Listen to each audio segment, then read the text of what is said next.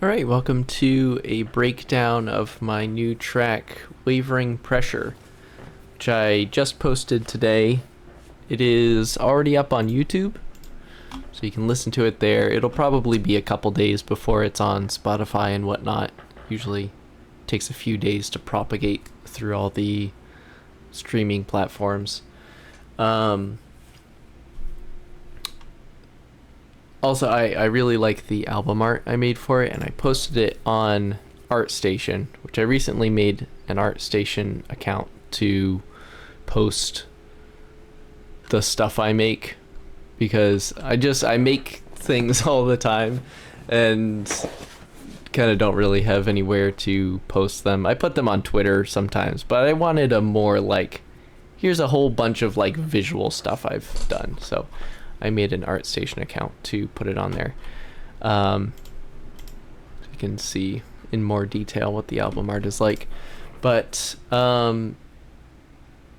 this album, or this track, started out with me listening to Ryoji Ikeda's album Matrix, which I've been listening to a lot of Ryoji Ikeda's music recently. I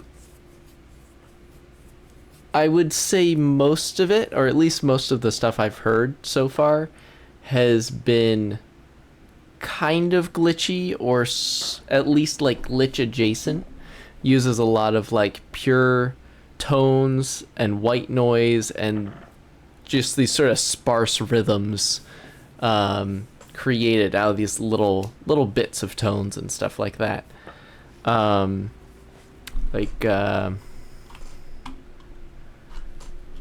think maybe this one. Like, this is kind of in keeping with Ryoji Ikeda's typical style, at least as I know it so far. But a lot of this album is much more minimal. Just pure tones, slight wobbling modulation, just very, very clean drone music.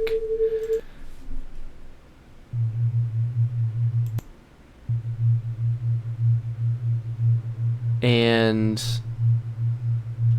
I don't know, I just liked it, and I was like, I'd like to make something really clean and minimal like that.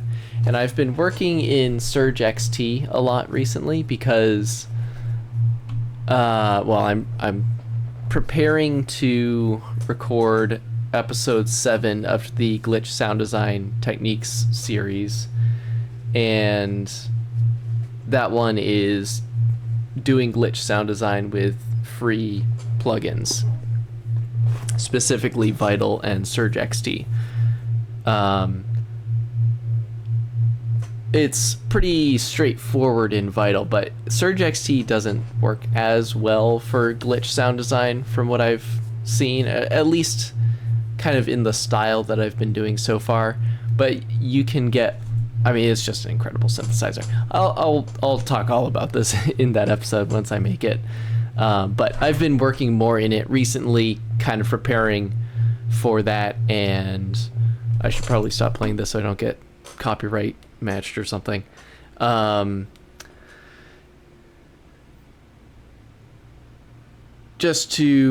used Surge XT a lot in the past already, but just to kind of push it a bit further and see what more I can do with it than what I've already done.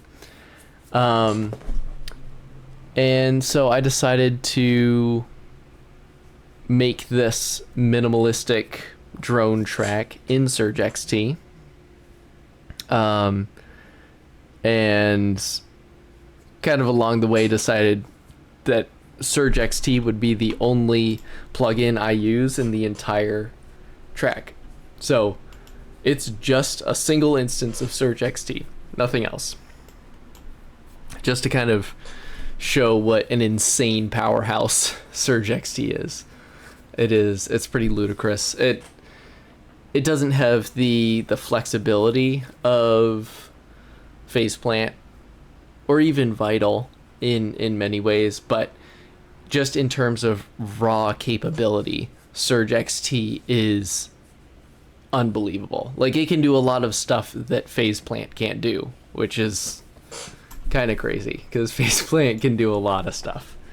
So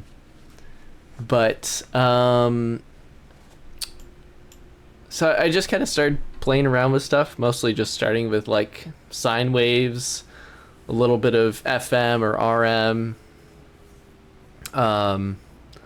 modulating stuff here and there. And it kind of just like kept building and building and building until it was not really anything like the minimalistic drone track that I had intended to make. Along the way somewhere, it started taking on the form of Time Machines by Coil, to some degree at least, which I'm sure I've talked about this album before. It is a pretty massive inspiration to me. I'm not sure. Let's see, I think I first heard it while I was living with my family during COVID. So it would have been, it must have been 2020 when I first heard this. Later 2020, probably. And it is, it is still a pretty huge inspiration to me in terms of taking fairly minimal sound and making something really immersive and captivating. I really can't recommend the album enough. I absolutely love it. But I haven't seen this one before, so I'm gonna have to listen to this. I've listened to all of the Coil albums that were on Spotify as of last summer, but I'm pretty sure they have a whole bunch of stuff that isn't on Spotify, so I think there's still a lot of Coil for me to explore, but Time Machines is my favorite for sure.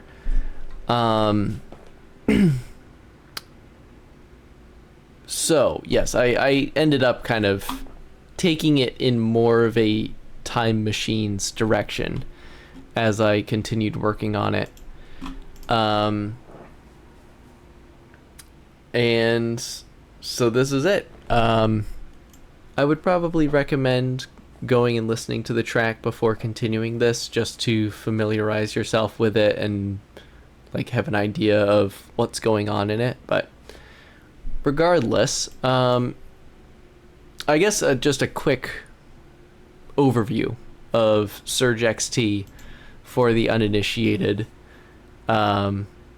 just so you can kind of understand a little bit more what's going on here. The Surge XT interface is a bit busy and not entirely intuitive. So you have two scenes here, A and B, which are basically like two instances of the synth that are almost entirely separate. You can play them in dual mode, where whenever you press a key, it's playing both scenes. In single mode, where you're just playing whichever one is selected, and then you can split it by key or channel. I did it in dual here just to maximize the number of voices I have access to. I think pretty much the only kind of way that the scenes are connected is through the effects routing here. So these four spots are the effects that A goes through. These four are what B goes through. They both can go through these sends, and then they get mixed together, and then these are like the master effects. I had thought that there are two rows of LFOs here, These are just like normal LFOs on top, and then the ones below are scene LFOs, which I had always thought were shared between both scenes, but that is actually not the case. You need to use scene LFOs or just scene level modulators for modulating effects.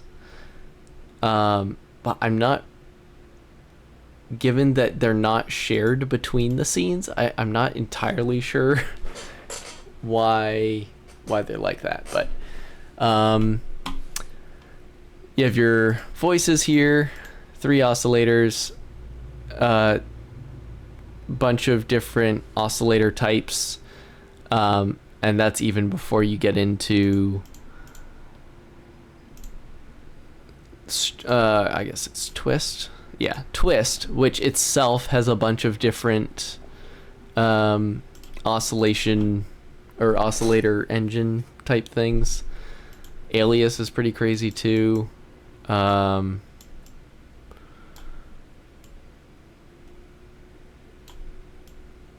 It's it has a lot of options for your oscillators. And then you have, I don't know, pitch bend related stuff there. FM, depth, feedback, which I don't think, I'm pretty sure feedback does not go through the effects, which is kind of unfortunate. Oh, I forgot which one it was on. I think it was this one.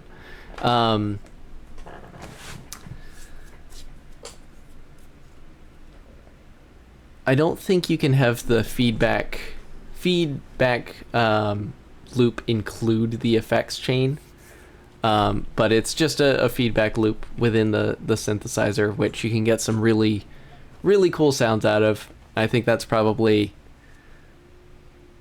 more the direction I'll try to go with some of the glitch sound design stuff in Surge. You have different FM routing modes. It's a good example of how it's less flexible than Vital and Phase Plant, where you for all of these like routings and filter configurations and FM routings, that you're just selecting between a handful of modes rather than being able to set them up yourself. But other than wishing I could have the effects in the feedback loop, I don't think I've ever felt like there hasn't been a routing or configuration that meets my needs. So you have the oscillator mixer down here, and these two are I thought they were just ring mod mixers, but you can right click them and they have some other options which I have not really played around with yet. I need to get around to that. I have no idea what these gradients are. I don't know what that would be in reference to, and I don't really know what the exclusive OR does, but just another thing to play around with. It's the amount of stuff in Surge is crazy. It is always worth right clicking stuff to see what other options you have access to. Then you have your filter envelope settings, your wave shaper. The wave shaper in this is great. Another a great thing to do in Surge is crank the feedback, put a filter on with some resonance, and then play around with the wave shaper, and you can get some really nasty noise. So there are these two filters, which you can see in the filter configuration, like different ways of routing them around.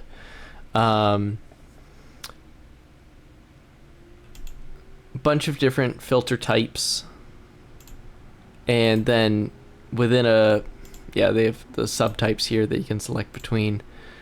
And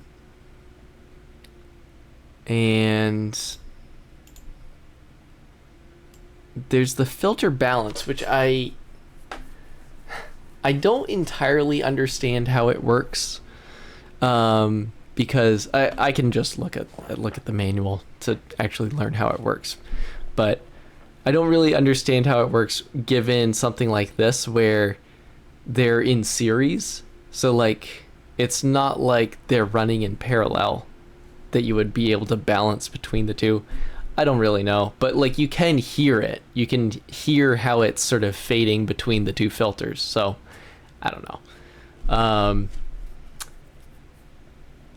Then you have the filter envelope generator, amp envelope generator, which you can also map to things. Like, you can use those as envelope generators for other things, which is kind of nice. And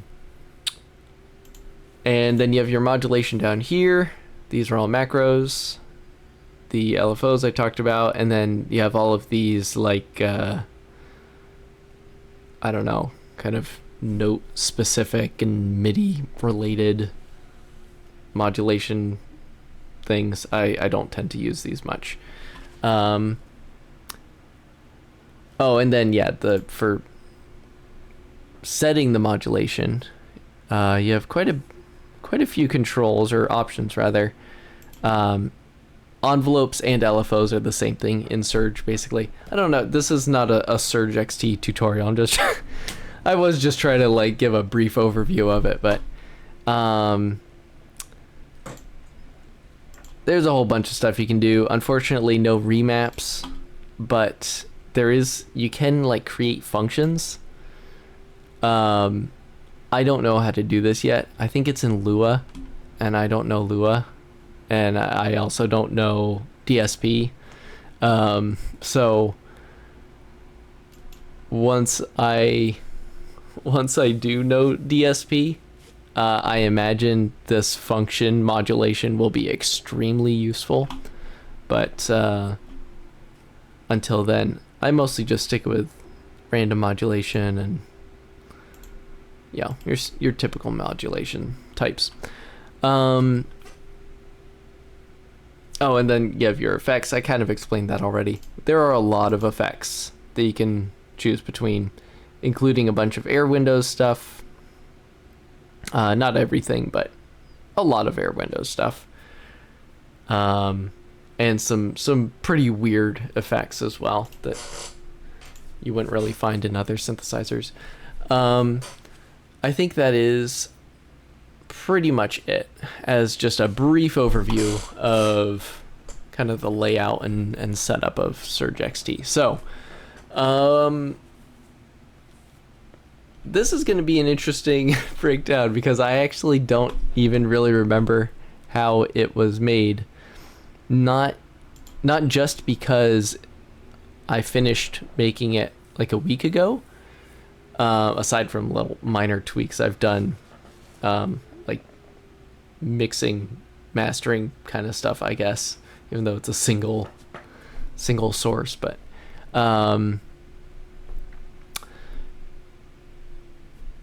more because while I was making it, I made it over the course of several days, and it's fairly complex. There is a lot of modulation going around, and I just kind of kept building on it, and then I'd be like, I don't know what this modulator's doing. It's doing something. So I don't know, I'll try to just break it down, I guess. So I'll start in scene A. Let me put it on the single mode so you can just hear scene A by itself. Oh, and I should be playing it on, what was it?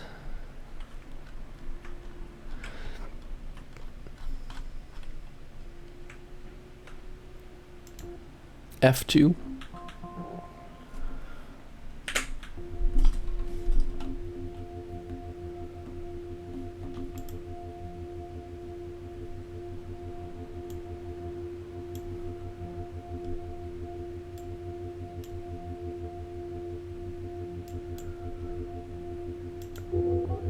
Hmm.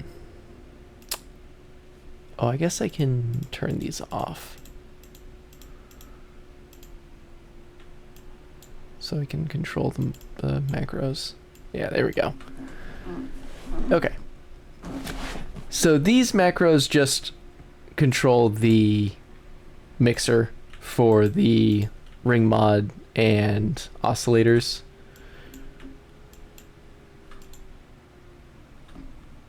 Why is this not playing? Oh, that's right, because having them all the way down means they are off. Or having them all the way up means that they're off.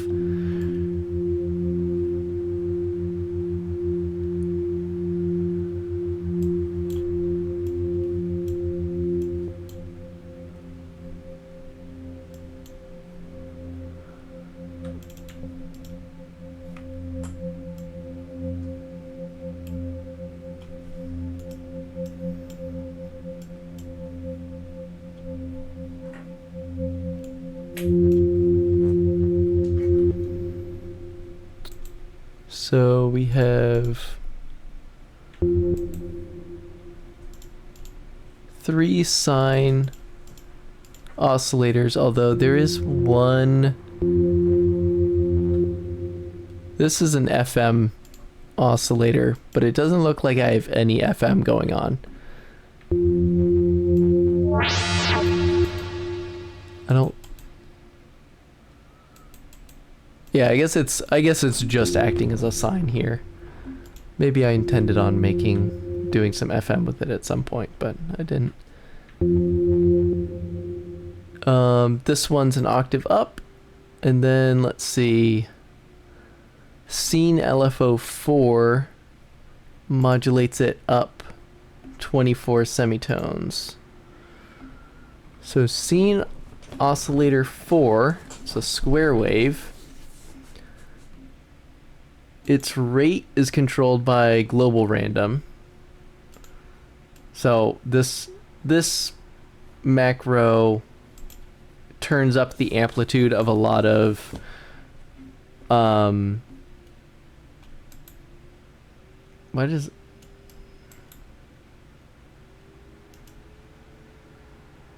Oh, no, sorry. It's this one. It's modulated by this one, but the amplitude of this is controlled by this macro. That's right. So I think this one... Is it only scene LFO4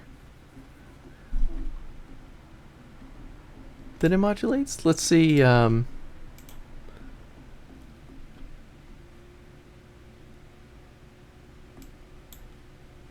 Scene LFO4. Okay, so scene LFO4 in scene B is also a random modulator that gets controlled by that. So basically this macro just, when you turn it up, turns up the amplitude of some random modulation on things.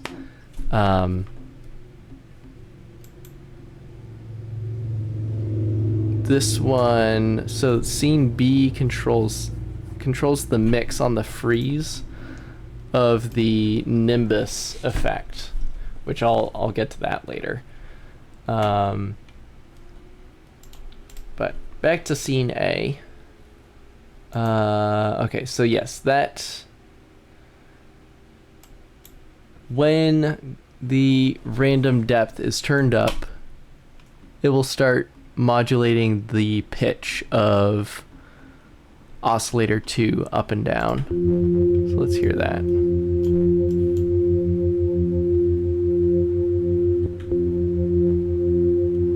Can we hear that?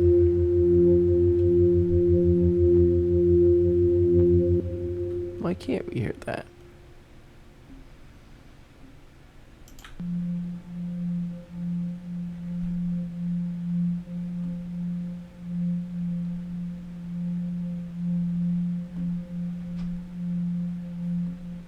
Oh, that's right, blink depth.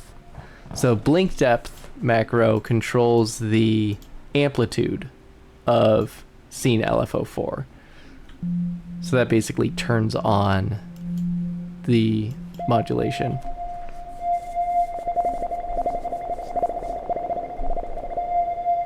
The random just controls the rate of it. And I think there are a couple LFOs that are blinking, or I guess maybe they're all square wave. I'm not sure. LFO 2, yeah, one's square. Scene LFO 1 in scene B. Yeah, one square. Yeah, so it's all turning up the amplitude of square wave modulation, either like turning pitches up and down, or turning the volume on and off. AM or FM would probably be a more accurate way of saying that. Although it's not really, I don't know. It's not audio rate. But anyway, oops.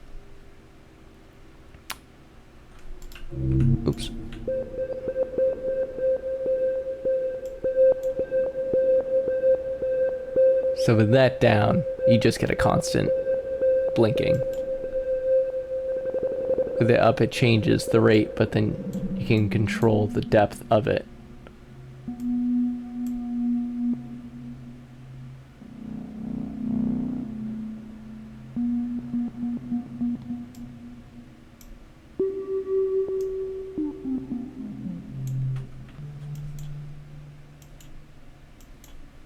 Okay. Now mix this. This mix macro controls the effects. So all of the scene specific effects are controlled, or their mix knobs are controlled by this macro. So on scene A, we have a ring mod with unison, which this is such a... I've never seen a ring mod with unison before, but Surge XT has it. And it sounds really cool.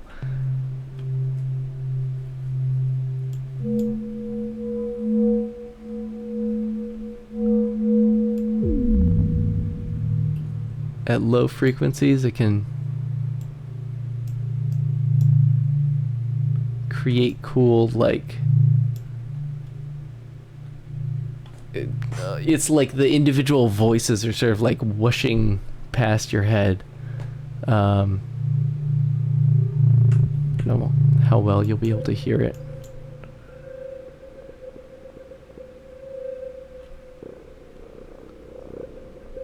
But it's pretty cool. And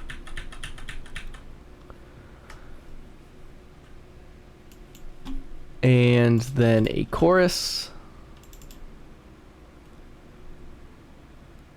Also the master effects we have are a chorus. Actually, that one doesn't matter because the mix is all the way down. Some reverb, and then compression and a limiter. And then for scene B, the effects are Nimbus on Spectral Madness, which basically when the mix is turned up, it turns this up, and then that's the global random, or whatever the one in scene B is, controls the freeze, which basically just turns this on and off randomly, and when it's on, it I don't know, creates this very cool, sharp, glittery spectral effect. And then a phaser, and that's it for effects. Mod depth, let's see. This is mostly scene B, I guess. Let's look at scene A, LFO 3. Wait, was it scene LFO 3? Yeah. Extra wobble. What is this modulating? Oscillator 2 volume. Okay. Oh. There we go. I forgot I had soloed that. So you can hear the...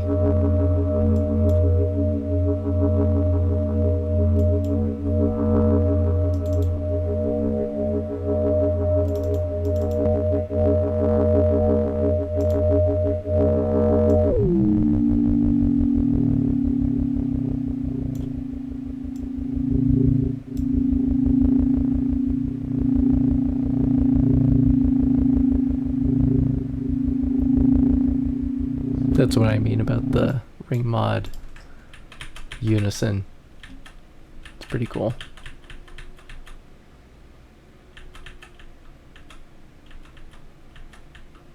Huh. I didn't turn these back on.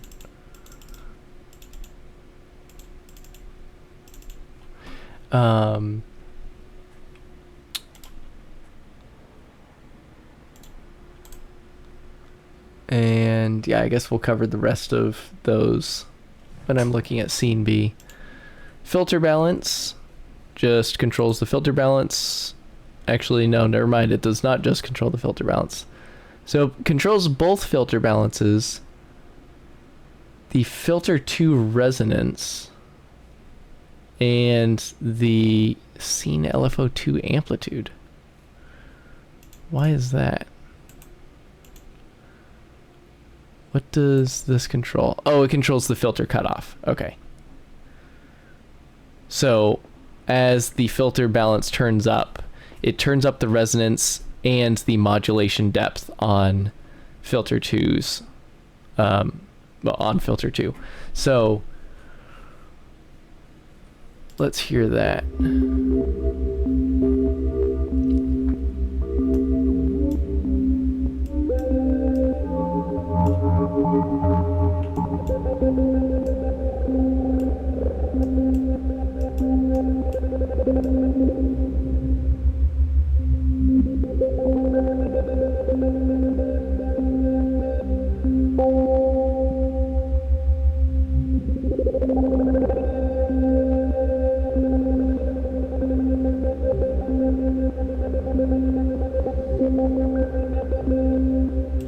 I feel like I probably meant to have the rate of this modulated.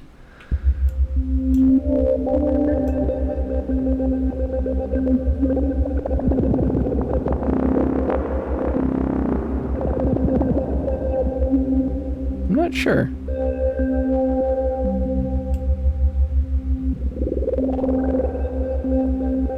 Maybe not. Maybe I intended it to be like that. It being at such a low rate makes me think that was probably intended, but I'm not sure.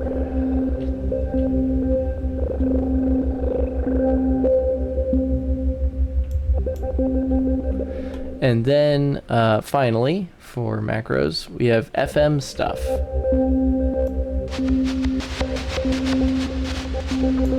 So what all does this do?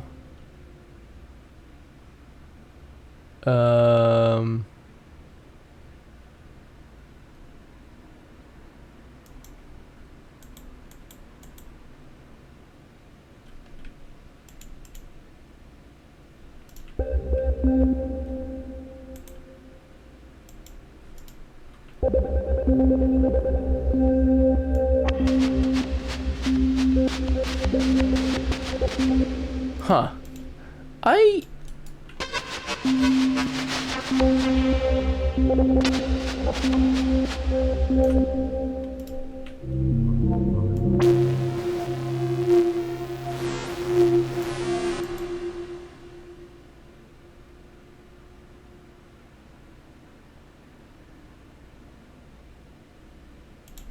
What's controlling LFO3? Oh, it's just random modulation. Huh. I thought that this macro was at least somewhat connected to the FM depth, but I guess not. I guess it's just controlling the depth of modulation that is controlling the FM depth. So for scene A,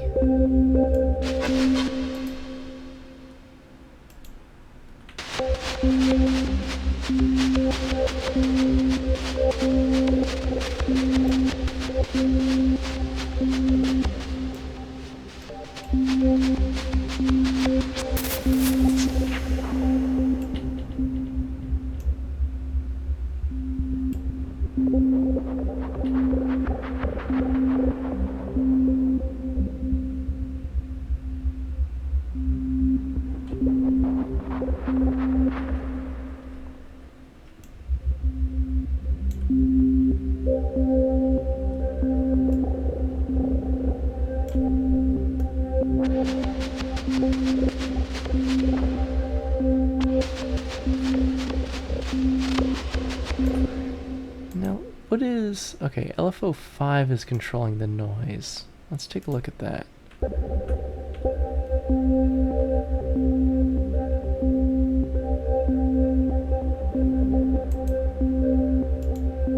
"16 whole notes." Oh my goodness. Let's make that a little bit faster.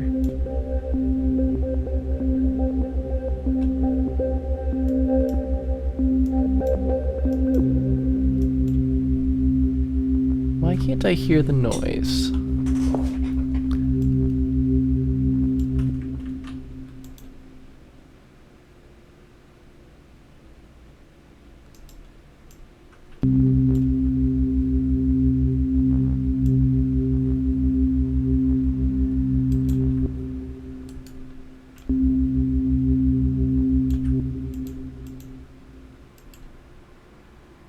Huh. I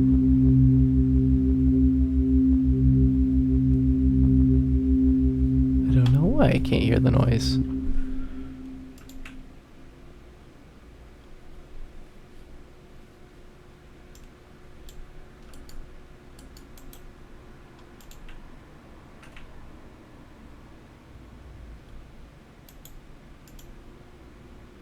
Oh, also another thing I only just realized as I was working on this track is that you can control where each oscillator or where each voice goes for filters. Now again, I don't entirely understand how that works with them being like in series and stuff like that. Maybe it's just that it, you know, when it's in this mode, it just bypasses one if you don't have it selected.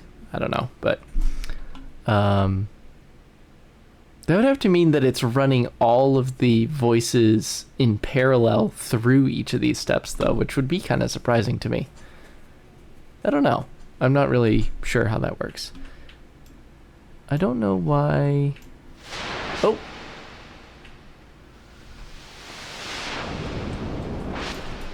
Okay. So, that's why.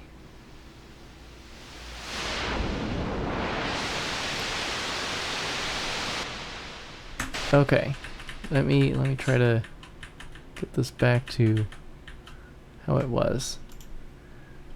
I think this is not supposed to be like this. You were supposed to be able to hear the noise. I might have had some modulation on here, or intended to put some modulation on here. That would be my guess.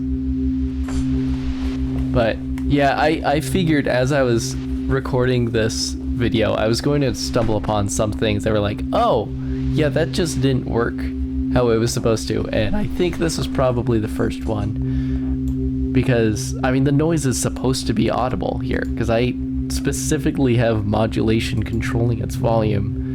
And there's no point in that if the noise is inaudible.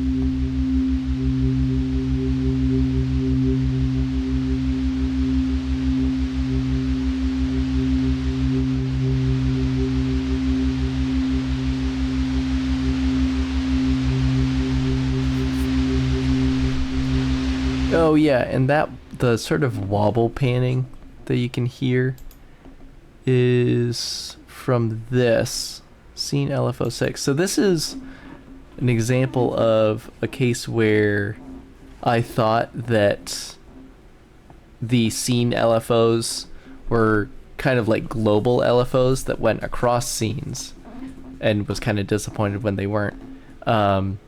Because I wanted to have one LFO control the panning on both scene A and B, just reverse the polarity on it. So, if it's panning scene A 50% to the left, it would pan scene B 50% to the right to keep them sort of balanced, even though they're sort of shifting back and forth. It doesn't seem like that's possible. Maybe there is some way of having a global LFO modulation like that in Surge XT that I just don't know of, but I didn't know of a way of doing it. So I just have two LFOs with the same rate that are both modulating the pan in their respective scenes.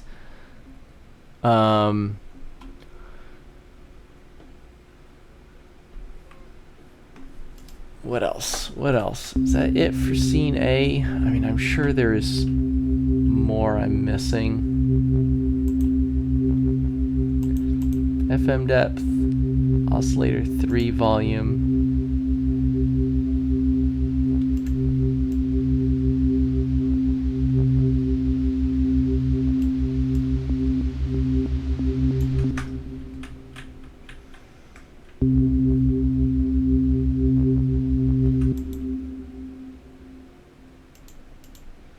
Just some modulation for wobbling the volume. A tremolo, I guess I should say. Yeah,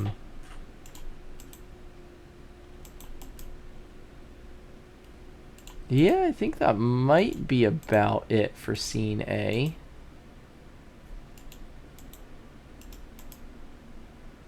Might be. So let's check out scene B. Oops.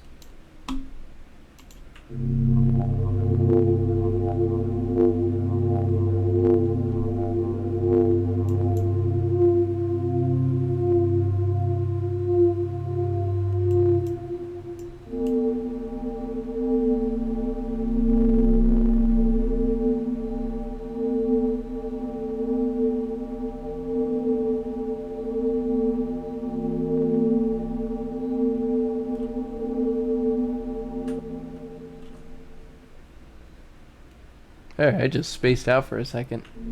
That's just the magic of ring modulation, I guess. Also, lack of sleep. That's the other thing that does it. So, the FM stuff here is doing a little bit more, I'd say. Oscillator 2 M3? What? Oh, I see. Oscillator 2. Yeah, so I should look at the oscillators here. So we have another sine. The sine here has feedback, which can give you some really cool results. Not necessarily stuff that is great for this track. Although, I do use it a little bit here. You can kind of see how it's off kilter. But if you keep cranking it up, you get some like really gnarly sounds.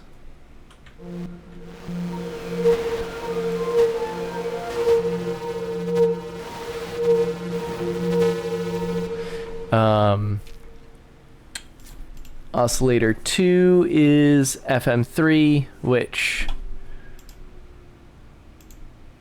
I'm not really sure. I'm not sure why it starts at FM2. Because sine isn't really an FM oscillator. But there's FM2, where the modulators are ratios. So it's like more musical. And then there's FM3, where it's like a continuous scale, I guess. So you don't have clean, even ratios. And then the third modulator is just a frequency. So you get some more noisy, chaotic FM sounds out of FM3.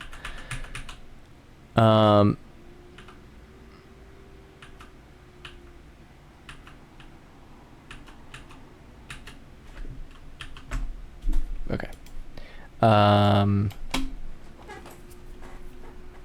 Then oscillator 3 is another sine. Let's look at the tunings on these. So that's 0. This is -1 plus 7. -1 octave plus 7, so -5. And then this is plus 17 with LFO5 modulating it up and down. Oops.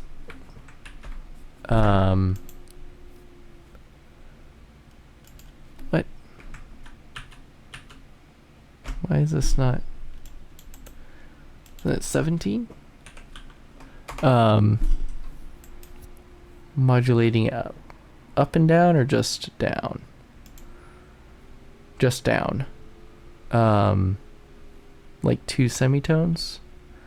It's the amplitude controlled by mod depth. Okay. Okay. FM depth here, that's controlled by LFO3, which is random, controlled by FM stuff.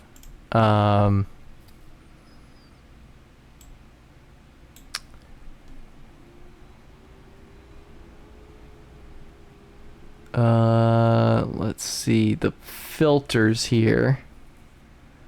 No modulation on filter 1 or 2, actually. But filter 2 is a comb.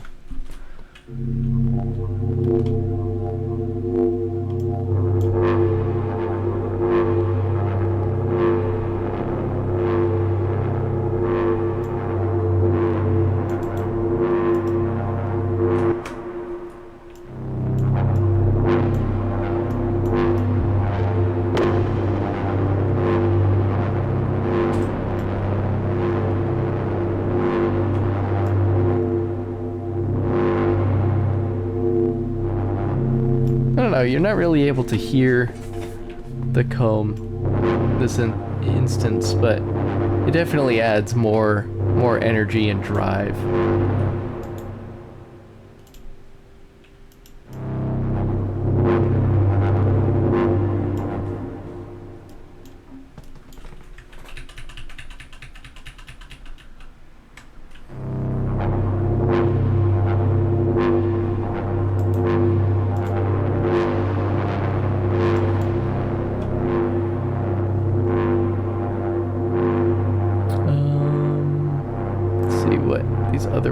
So this is probably just another tremolo.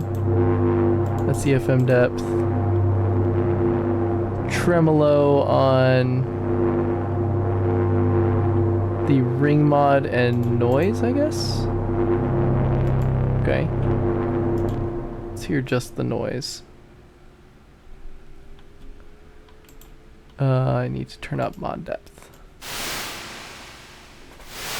Oh, okay, yeah. Yeah, you hear this at several points throughout the track. You can also hear the comb more now.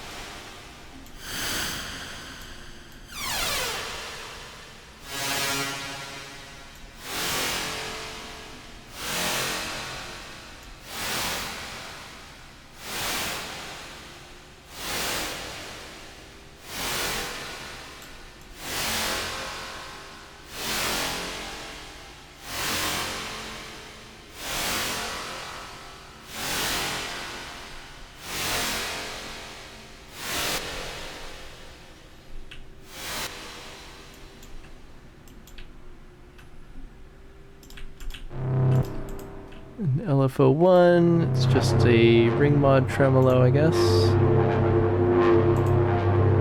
Mod depth, yep.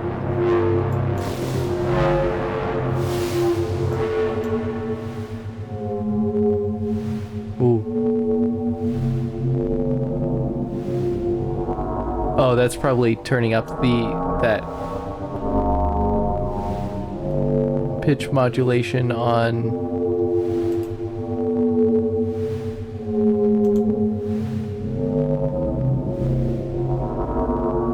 No, I guess not. I don't even know. See, this is what kind of happened as I was working on this track. I would be doing something. I'd like the sound of it and then not really know what was modulating it.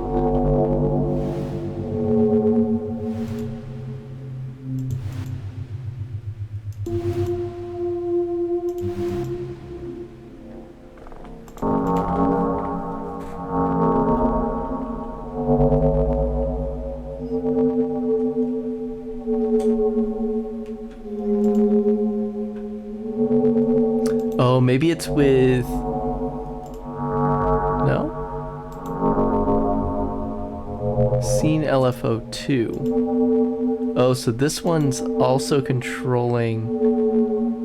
What? Oh, no. Scene... What? Scene LFO2.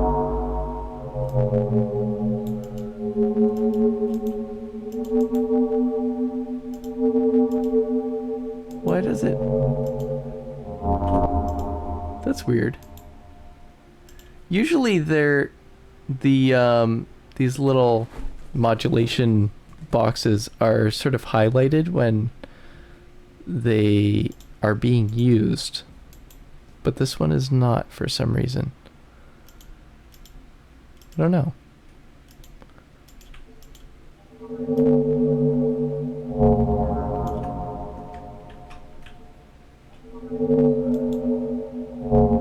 And then it's scene LFO3 that controls the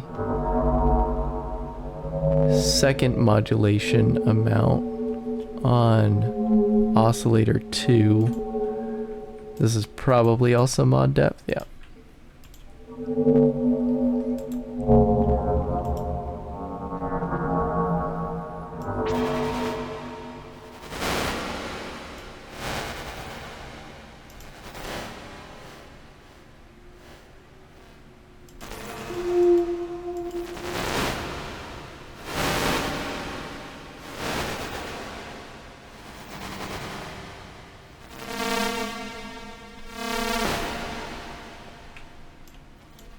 I don't know. I don't really know what...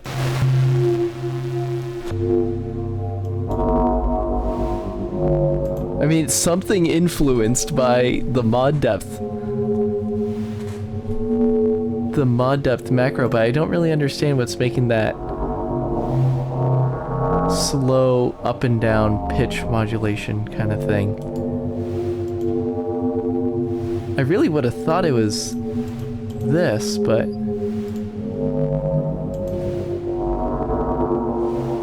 doesn't appear to be. I don't know.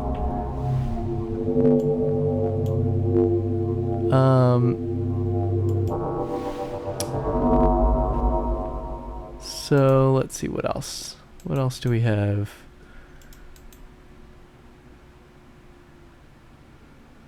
FM depth. Oh yeah, that's the random one. Okay.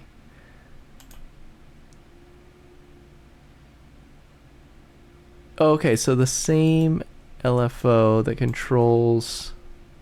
Let's hear that one. Soloed.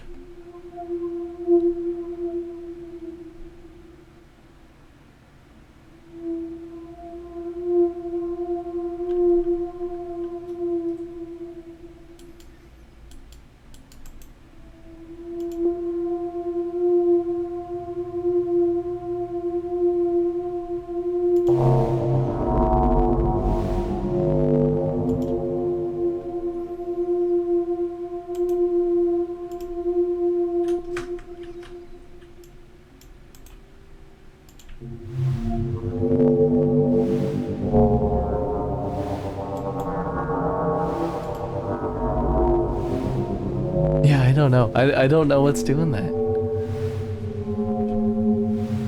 Oh, is it just the phaser?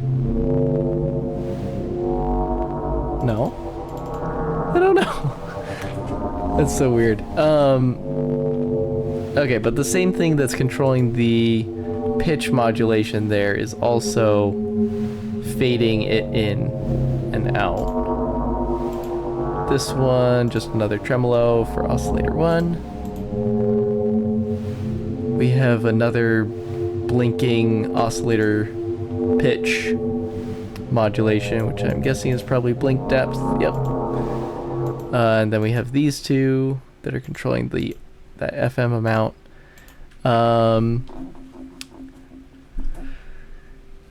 This random modulation controlling the freeze on Nimbus, which I'll get to in a second. B1 warp. Oh, okay, that's just some like smooth modulation on the warp to keep it changing while it's frozen. I don't know why it looks like this. Oh, it's just because the rate is low. That's why. It looked like the amplitude was down. And then, yeah, just a pan modulation. So the effects here in scene 2. Let's turn it up.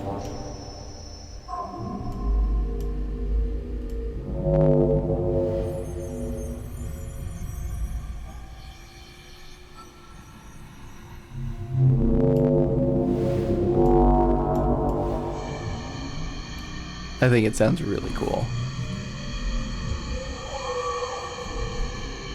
It adds a really like otherworldly effect when it comes on throughout the track. So this, I still have not really cracked Nimbus, but I was playing with it more while working on this track. And just while working more with Surge XT overall right now. I'll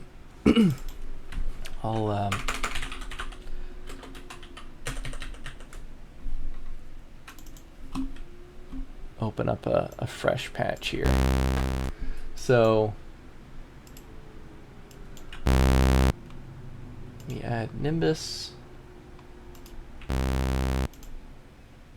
It has a couple of modes, like a granulizer, a pitch shifter, which I'm not entirely sure how it's different from the granulizer because they seem to work pretty similarly. Looping delay, I also don't really know how it works or is different, but you can get cool effects from all of them. And then the spectral madness, which does stuff like that.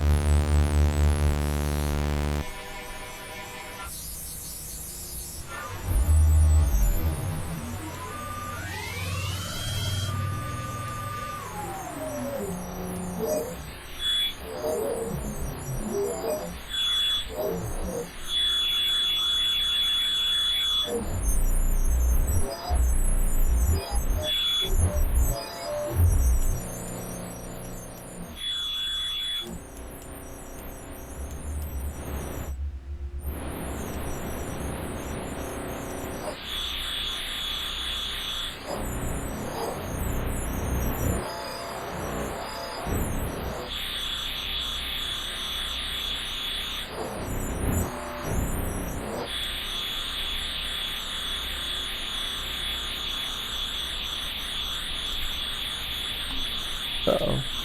Oh, there we go. Forgot I had the freeze on.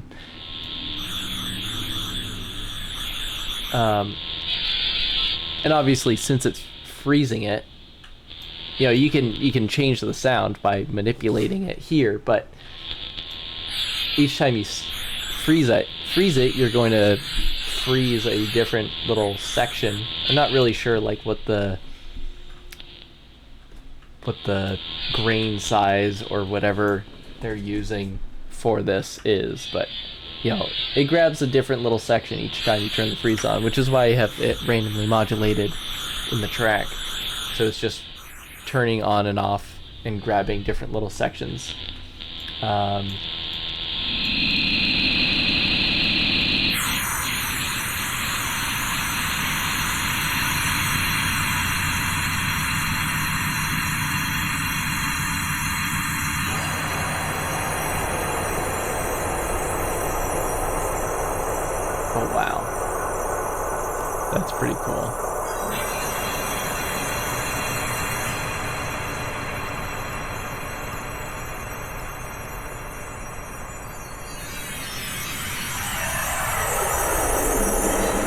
like the old Lego Media intro.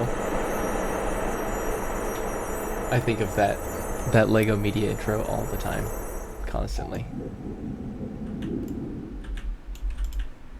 Come on.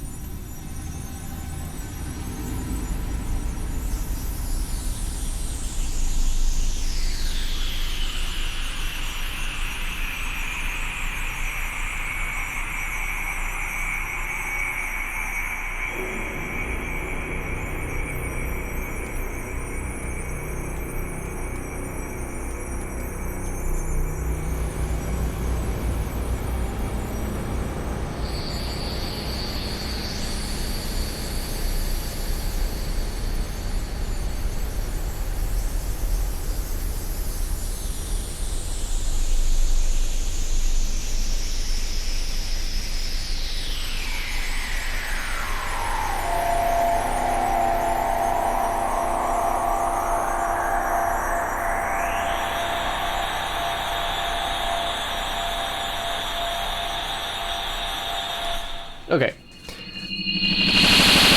I got a little distracted. So anyway, that's Nimbus.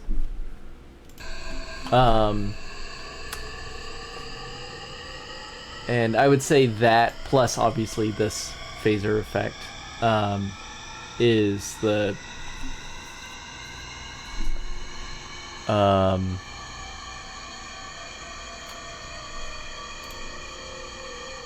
so that's Nimbus. Obviously I have this phaser on it as well, just to, I don't know, add a little bit of extra movement when the effects mix is on. Get this going again. I can even bring in some more of these things.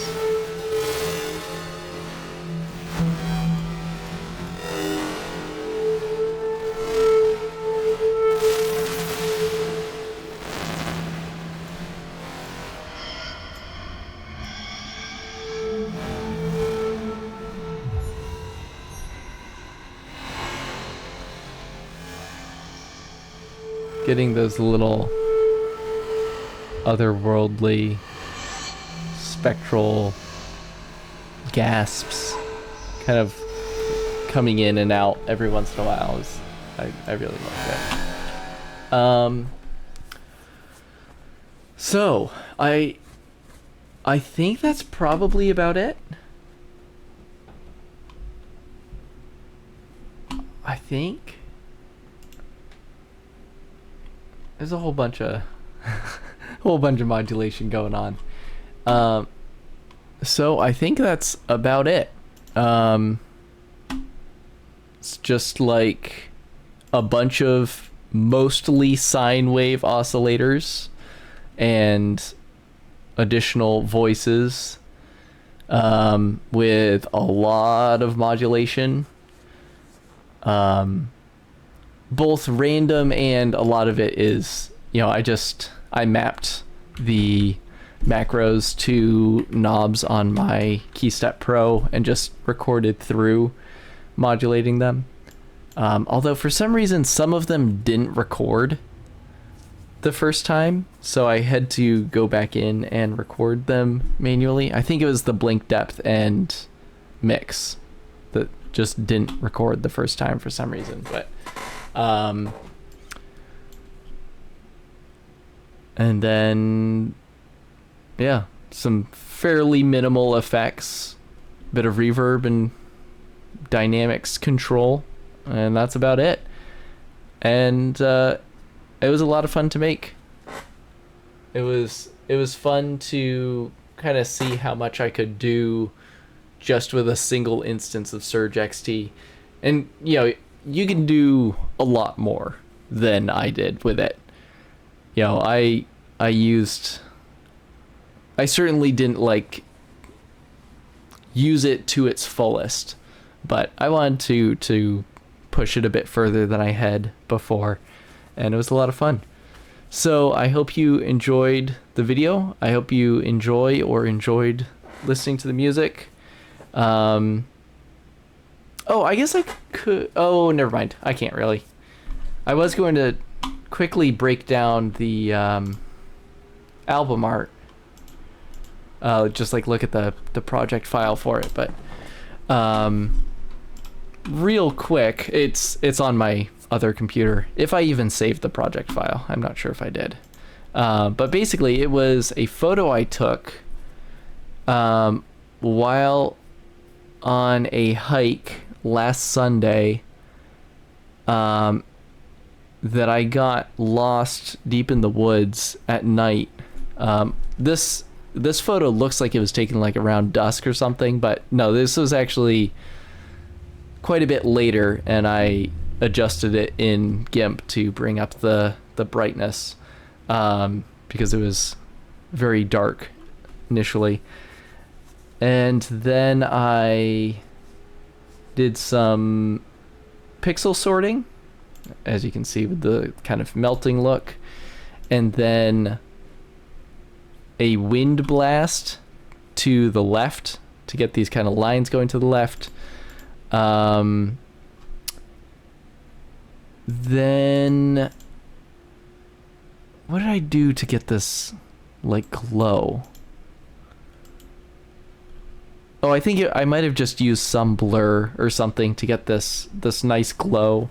And then I, on like a separate layer, I used Gmic, I think, to create like a glitched copy of it, and then I overlaid a portion of that on top of the original, I think, to get this weird kind of glittery, glitchy thing up here. More or less, something like that. I don't know. It was a little while ago that I made it. But yeah, I think that's about it. Thank you for watching. Oh, and I hope the audio on this was good. This was my first time recording a video with OBS, just plain OBS, not Streamlabs OBS, which is ideal for me because it has a pause button, which is something I've wanted for a while. Being able to just pause a recording quickly will be very helpful. So I spent a little while at the start, or not at the start of the video, but before the video, getting the audio set up for it, setting up sidechain compression and that kind of thing. I hope it worked well. I tried to make the sidechain compression fairly soft and slow. It just has a 2.5 to 1 ratio, so it's fairly soft, and I think the attack and release times on it are kind of long, so it should just like slightly dampen the background audio when I'm talking, hopefully. I hope it worked well. Okay, I think that's it. Thank you.